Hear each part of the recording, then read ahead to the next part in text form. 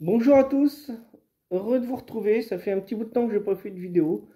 Bon, entre-temps, problème de santé, passage au bloc, tout ça, enfin bref, black black.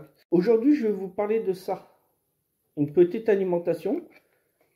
Alors, si on regarde bien, c'est une alimentation qui est prévue pour du 12 volts, 2 ampères. Je sais pas si vous voyez bien. Le modèle, c'est un X, ensuite un S, ensuite un Y, tiré 12, 2000. Donc ça, c'est le modèle de l'alimentation là. Donc c'est une alimentation que j'ai acheté 1,39 € sur un site internet en Chine. Par la suite, il n'était pas encore reçu dans la boîte à lettres que j'ai reçu un remboursement avec un message d'alerte qu'il y a un risque d'incendie avec cette alimentation-là.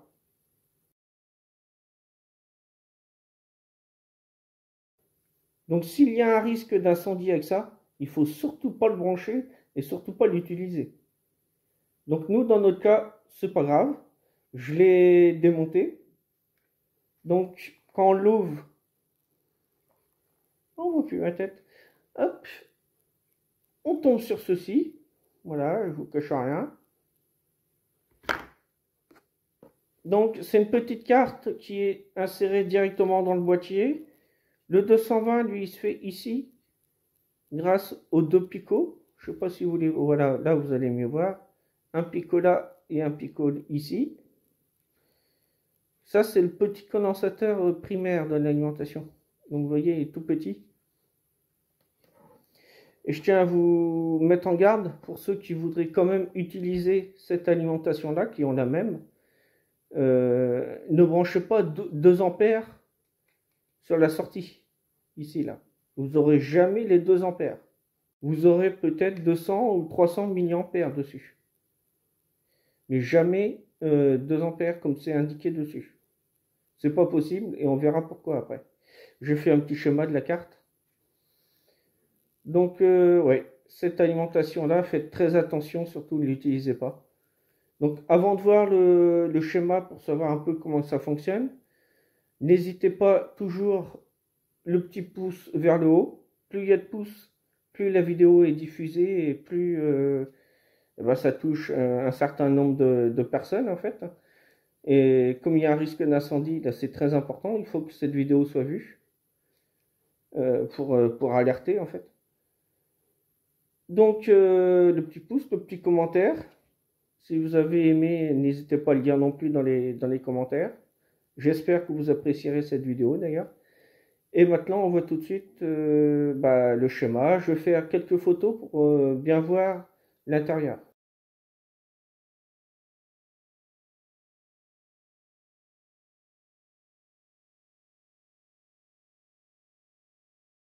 Alors voici le beau schéma. Là, c'est le 220 volts, la prise électrique que vous avez ici. Ensuite, on enchaîne, on traverse cette petite résistance de sécurité, un ohm 1 watt. On a fait du bruit. Donc là, un ohm 1 watt, elle est ici. Je sais pas si vous voyez bien. Voilà. Hop. Ensuite, on a ici un pont de diode. Lorsque l'on fait de l'électronique, pour faire un pont de diode, soit on utilise 4 diodes normales, genre un N4007 par exemple, ou alors on utilise un pont de diode qui est déjà fait avec les 4 diodes à l'intérieur. Donc le pont de diode est ici, tout petit, vous voyez. Il est carré, où il y a mon doigt. Donc là, j'ai fait volontairement mon schéma sans mettre les 4 diodes. Donc je vous laisse quelques secondes pour voir si vous savez le faire. Ensuite, on va le faire nous ensemble. Donc voilà, je mets ma première diode. Comme ceci. Première diode ici. La cathode où j'ai mon doigt. Et l'anode où le 220 volts va passer. Donc ça, c'est pour le redressement. Je vous fais maintenant les 3 autres diodes et je reviens tout de suite. Alors voilà, c'est fait. j'ai mis les trois autres diodes. Donc cathode ici, anode ici, ce qui est normal, et le 220 qui est lui ici. Donc là, lorsque je passais par l'anode et ressortir par la cathode classique pour l'alimentation positive, pour ma masse, je vais être obligé d'être ici par une cathode et une anode à la masse. Ça, c'est le redressement, protection ici avec la résistance. Ensuite, on a un condensateur, c'est écrit EC1 dessus sur la carte, sur le PCB. Dans le PCB, c'est ça. Donc, EC1, vous le voyez là, c'est le petit condensateur qui est ici. Là, ici, c'est le lissage. Ensuite, je viens directement avec mon à peu près 318 volts ici, sur la borne du condensateur, sur le plus. Vous voyez, le plus est représenté par une petite barre et le moins, donc le GND primaire. Il y a une petite barre et puis comme deux petits traits qui montent vers le haut. Ça, c'est le moins sur un condensateur. Si vous prenez un schéma électronique, c'est toujours comme ça. Vous aurez la petite barre pour le plus. Donc, on passe ici par le bobinage primaire de mon transformateur. Donc, comme vous voyez ici, on n'a pas d'autre bobinage pour faire la contre-réaction. Eux, ils utilisent simplement un optocoupleur, le PC817, un très connu dans toutes les alimentations à découpage. Donc, lui, il est ici. Hop, c'est U2. Je n'ai même pas mis U2, honte à moi. U2. Donc, dedans, c'est simple, hein. On a une petite LED avec ici l'anode, ici la cathode. Ensuite, ici, j'ai un phototransistor. Donc, lorsqu'il va recevoir une lumière, en fait, le transistor va être activé, si on peut dire ça comme ça. Donc, ce que j'ai ici va repartir au GND. Donc, c'est simplement ça la contre-réaction. R1, ZD1, RCC, C1. C'est simplement ça la contre-réaction sur cette alimentation. Donc, je passe ici, dans mon bobinage primaire. Je viens sur pin 8, 7, 6 et 5. Donc, pour vous faire voir, hop, là j'ai mis un petit rond, parce que sur les circuits intégrés, lorsqu'on regarde dessus, il y a soit un petit point ou soit un petit rond comme ceci, la moitié d'un petit rond, ce qui signifie que c'est la patte numéro 1 ici. Donc, je ne l'aurais jamais ici, hein, dans mon cas. Donc, pins 8, 7, 6, 5, ça c'est comme un MOSFET en fait. Je vous dessine ça, je reviens. J'ai remonté un peu mon schéma. Donc, un MOSFET, on a le drain ici. Le drain, ça va être pin 8, 7, 6, 5. Le drain ici. Ici, on a la source. Donc, la source, on la retrouve sur pin 1. Et ensuite, on a la guette, la commande en fait qui se fait, elle, par le circuit intégré. Donc, on a un condensateur EC2 de 22 microfarads 50 volts. Ça, c'est un petit oscillateur en fait pour le circuit intégré. Le circuit intégré dessus, j'ai été obligé de prendre un microscope pour voir sa référence. C'est un S comme Sophie, D comme Dominique, C comme Carole, la belle Carole. Ensuite 50, 91. Donc ça, c'est ce qui est écrit sur le circuit intégré. Si certains veulent en réparer, mais ça ne vaut pas le coup de le réparer. Hein. Je vous le dis tout de suite. Donc, lorsque je vais avoir ma prise ici est reliée dans la prise électrique, Ma tension continue ici passe par le bobinage primaire, vient ici.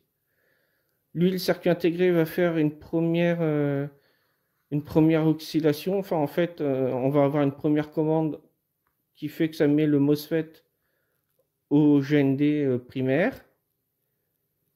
Donc là, j'envoie une impulsion dans le transformateur, dans le bobinage. Ici, je reçois une impulsion, forcément, vu que c'est magnétique. C'est un petit transformateur. Ici, on a une diode de redressement, une SR240.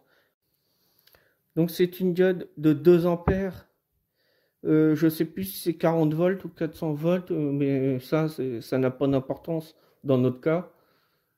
Ce qui nous inquiète, nous, c'est que c'est une diode de 2 ampères et que c'est censé fournir 2 ampères. Donc, on ne peut pas tirer le maximum que la diode peut supporter en continu. À un moment donné, ça pète, forcément. C'est pour ça qu'on est plutôt aux alentours entre 200 mA, 300 ou pas plus de 500 mA, hein, pas plus. Il faut jamais charger plus cette alimentation-là. Donc, j'ai ma tension ici de 12 volts, parce qu'on a encore un redressement ici avec la diode, et un lissage avec le condensateur EC3 de 470 microfarads, 16 volts. Donc là, j'ai 12 volts en sortie. Je repars à travers la résistance ici R1. Je arrive dans mon optocoupleur par la pin 1. Je ressors par la 2 sur la cathode. Et là, j'ai une diode Zener qui va venir fixer la tension ici. Je ne pourrai jamais avoir plus, étant donné que ZD1 impose sa valeur. Donc là, je renvoie une impulsion en pin 4, petit filtrage encore, et j'arrive sur la pin 3 de mon circuit intégré. De là, je veux savoir si je suis à 12 volts, si je suis à 5 par exemple, ou si je suis beaucoup plus, à 14, 15. Donc, si jamais je suis en dessous de mon 12 volts, eh ben, lui va renvoyer plus de sauce, entre guillemets. Hein. Il va commander plus longtemps, en fait, entre le drain et la source. Du coup, je vais avoir une impulsion beaucoup plus haute ici. Et je vais reprendre encore ma tension par tout ce petit montage-là, comme information. Donc là, si je suis trop haut, ici, si ma tension est trop haute, eh bien, je vais dire au circuit intégré, il y a trop de sauce, envoie beaucoup moins. Donc, il va conduire moins longtemps, le MOSFET. Donc là, je vais avoir une impulsion un peu plus réduite. Si je suis à 12 volts, pas de problème. Le circuit intégré envoie toujours la même impulsion. Pas de changement. Et si jamais je suis trop haut, eh bien on envoie moins. Et si jamais je suis trop bas, on envoie plus. On va conduire plus longtemps, je veux dire. C'est des mots très familiers que j'emploie, mais pour que tout le monde comprenne, en fait. Ici, vous voyez, il y a DA, c'est une petite diode, un condensateur de 4,7 nanofarad 1 kV. Donc sur la carte, c'est écrit CA. On a une résistance RA de 100 kΩ en boîtier 1206, donc c'est du CMS, hein, du CMD ou SMD, en parallèle du condensateur. Donc tout ça, diode d'endressement plus condensateur plus résistance, c'est simplement un petit filtrage. Il arrive dans les alimentations à découpage que ce petit condensateur-là pète. Donc dans notre cas, CA, il est ici.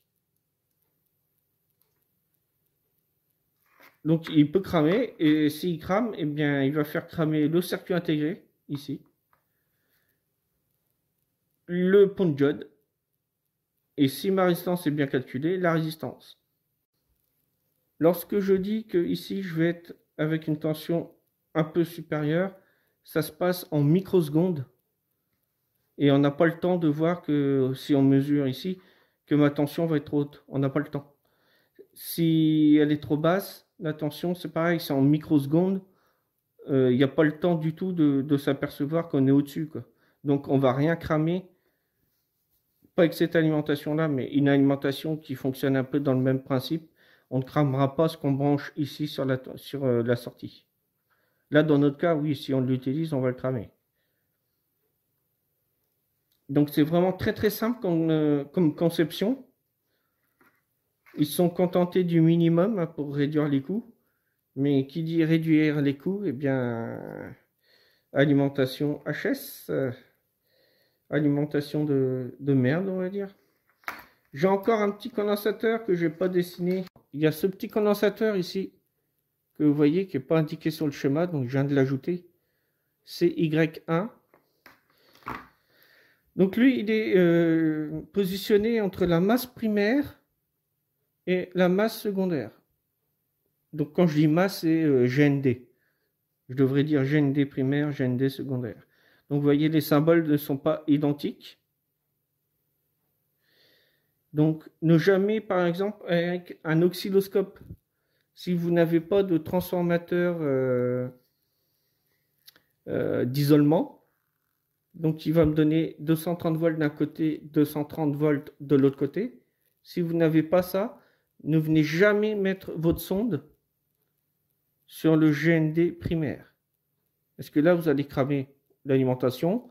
Dans notre cas, une alimentation comme ça, si c'est en laboratoire, ça va. Si c'est chez vous, c'est beaucoup plus grave. Il y a un risque d'incendie. Et vous allez cramer l'oscilloscope. Donc, c'est pas trop le but. Et après, pour réparer, on peut s'attendre à beaucoup de soucis dessus. Sur l'oscillo, je parle. Donc, ne faites jamais cette erreur-là. Toujours un transfo d'isolement. Donc vous avez vu ici dans notre cas le tout petit transformateur qu'il y a. C'est vraiment tout petit. C'est le transformateur T1. Alors là je vais ajouter un T. Il y a un. Honte à moi, j'avais pas tout indiqué. Ici, vous voyez peut-être mal, mais c'est une résistance de 2,7 kΩ pour un R3. Alors là, autant vous dire qu'avec cette valeur-là de résistance, il y a très peu de courant qui va circuler dans la LED. Elle ne va pas s'allumer très forte. Logiquement, c'est une LED de 2,2 volts qui consomme jusqu'à 20 mA.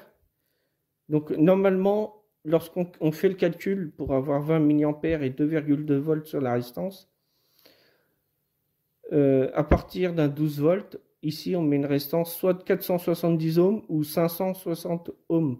Donc vous voyez là on est largement au-dessus, on est à 2,7 kΩ, ça représente 2700 ohms.